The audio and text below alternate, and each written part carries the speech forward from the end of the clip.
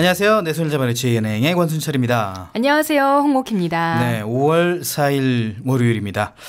참 월요일, 월요병 이런 얘기들은 한참 계속 월요일마다 나오는 얘기 한 30여 년 되니까 월요병이 진짜 있긴 있나요? 근데 있는 것 같아요.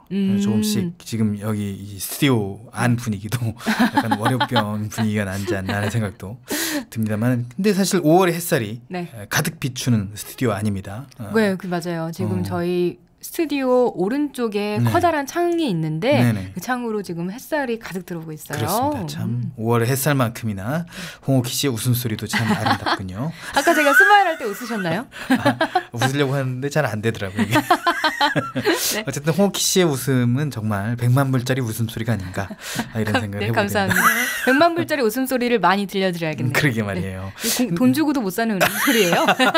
네. 사실 근데 그 웃음소리를 이 프로그램 하면서 많이 들어본 적은 없어서. 아, 그런가요? 네. 앞으로 제가 신경 쓰겠습니다. 제가 많이 안 웃겨드린 거 아닌가 하는 생각도 들어보게 되네요.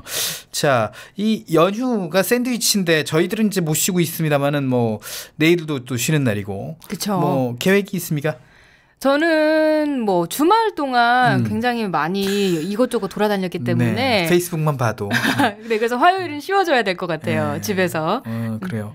홍옥희 씨의 인스타그램만 봐도 확실히 홍옥희 씨가 뭘 하고 있는지를 알 수가 있다. 네. 이런 말씀을 드리겠습니다. 자, 저에 대해 궁금하시다면 인스타그램을 확인하시기 바라겠습니다. 네. 순철 씨는 뭐 하셨어요? 네, 저요. 저는 이제 어린이날을 맞아서 이제 저희 집에 유일한 어린이가 하나 있어요. 네, 조카 지금 19개월 되는데요. 19개월이 되다 보니까 뭔가 좀 선물을 사줘야겠다라는 선물을 전달하고 왔습니다. 아, 그래요? 역시 자상한 삼촌. 그래요. 자, 잠시 전하는 말씀 듣고 다시 오겠습니다.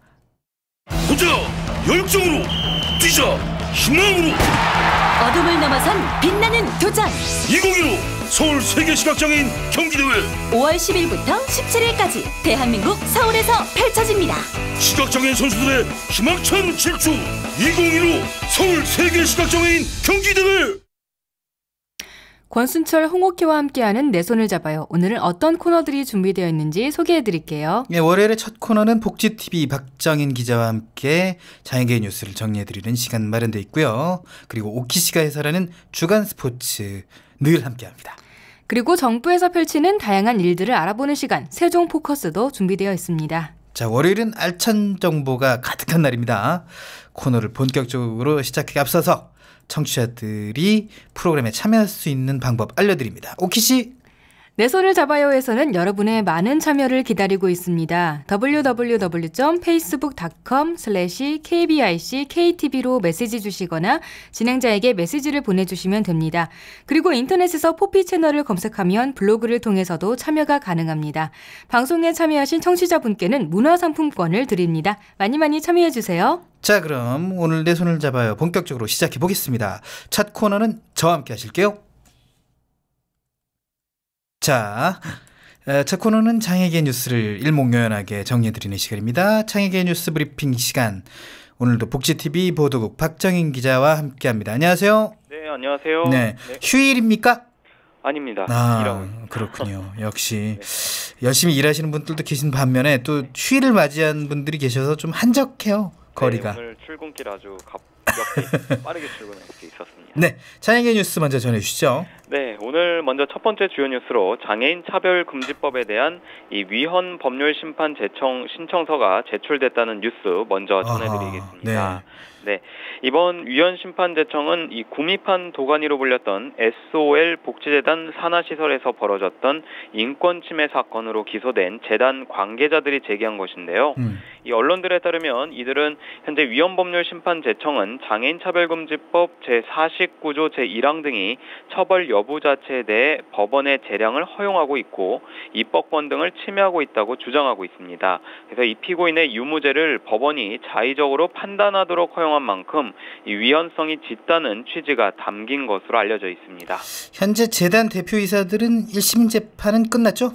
네, 그렇습니다. 현재는 이 대구 고등법원에서 2심 재판이 진행 중에 있습니다.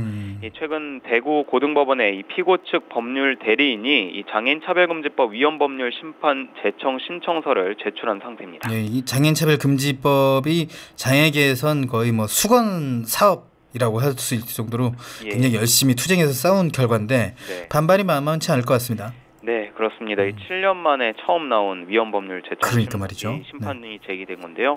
이 피고 측 변호사 이제 다른 반대 입장의 변호사들은 현재 이 장차법의 표현은 수사기관과 법원에서 상황을 판단해 이 범죄가 인정되는지 안 되는지 여부를 판단하는 것이고 이 법문에 적힌 처벌할 수 있다와 처한다 등의 표현 자체를 위헌이라고 볼 수는 없다고 주장하고 있습니다. 네. 자, 다음 소식은 장애수험생 편의 제공법 관련 소식이네요. 네, 그렇습니다. 대학 입학 전형에 응시하는 장애 수험생들이 보다 편리하게 시험을 볼 수 있도록 지원하는 법안이 이 국회 교육문화체육관광위원회 법안 소위를 통과했습니다. 네, 개정안의 주요 내용은 뭔가요? 네, 개정안에는 이 대학 입학 전형에 응시한 장애 수험생에게 필요한 수험 편의 수단을 제공하도록 각 대학에 장에게 의무를 줌으로써 장애 수험생이 입시 과정상의 불이익을 당하지 않도록 하는 내용을 담고 있습니다. 이번 특수교육법 개정안이 본회의를 통과하게 되면 이제 시각장애인은 점자 문제지, 청각장애인은 수화통역사, 뇌변변장애인은 컴퓨터를 통한 답안 작성 기능 등 장애 유형별로 수험 편의를 제공받을 수 있게 됩니다. 네.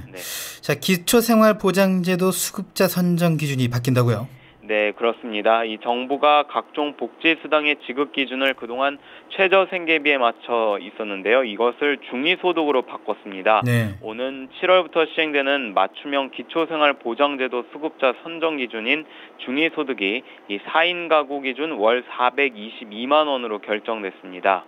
네. 그렇군요. 네네. 자. 중위소득은 일단 중위소득 예, 그렇죠. 궁금한 건 중위소득인데 이게 중위소득이라면은 사실 뭐 이게 더 받았다 뭐 이런 얘기가 되나요? 어떤 얘기?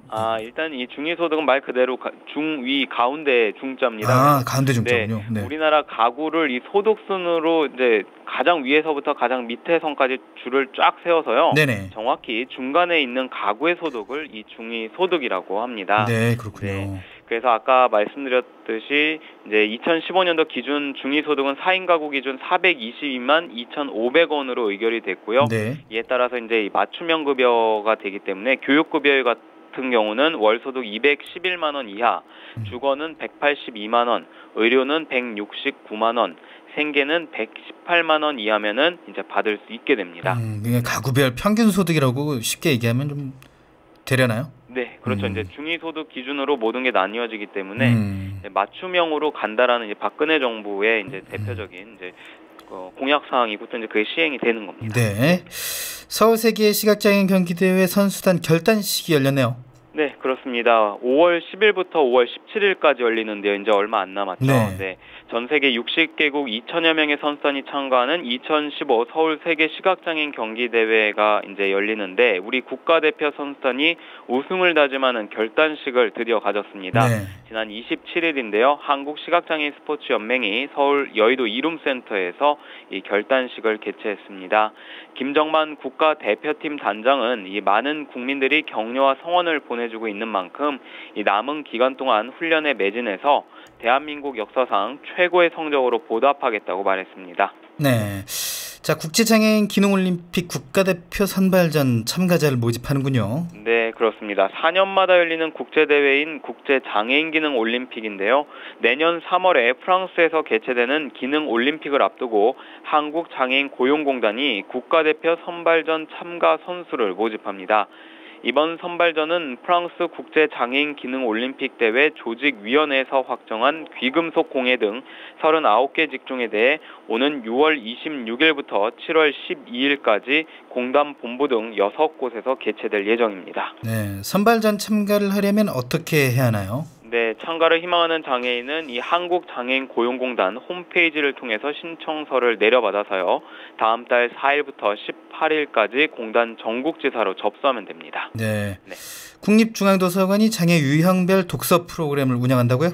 네, 그렇습니다. 국립중앙도서관이요. 청각 뇌변변 발달 장애인과 함께하는 독서 프로그램 이번 달부터 오는 11월까지 전국 11개 도서관에서 들어간다고 밝혔습니다.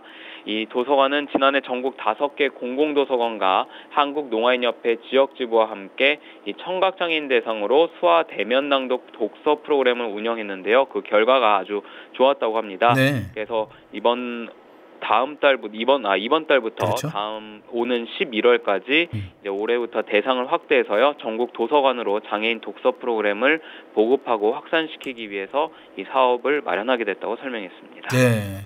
자, 끝으로 장애계 단체 소식 전해 주시죠. 네, 한국절단장애인협회와 경기지방경찰청 소속 경찰들로 이뤄진 희망 원정대가 이 3박 5일간의 일정으로 동남아시아 최고봉인 카나발루산 로우피크 봉입니다. 4,095m인데요. 이곳에 도전을 해서 성공적인 등정을 했다는 소식 전해왔습니다.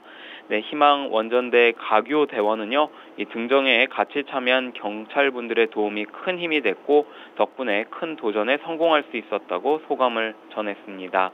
네, 끝으로 한국교통장애인협회가 2015 뺑소니 교통사고 추방 교통선진화 시민대회 및 교통정의상 시상식을 가졌습니다. 이날 행사에서는 지난해 전국에서 가장 많은 뺑소니범을 검거한 경찰서에 주어지는 교통정의상 시상식과 한 해 동안 수고한 교장협 지회에 주어지는 교통안전 공로상 수여 등이 진행됐고요. 네, 경찰서는 이 분당 경찰서가 수상을 하게 됐습니다. 네, 오늘 말씀 여기까지 듣겠습니다. 고맙습니다. 네, 고맙습니다. 장애계 뉴스를 알아보는 시간이었습니다. 궁금한 정보가 있거나 방송에 참여하고 싶은 청취자는 언제든지 함께해 주시길 바랍니다. 지금까지 장애계 뉴스 브리핑 복지TV 박정인 기자와 함께했습니다.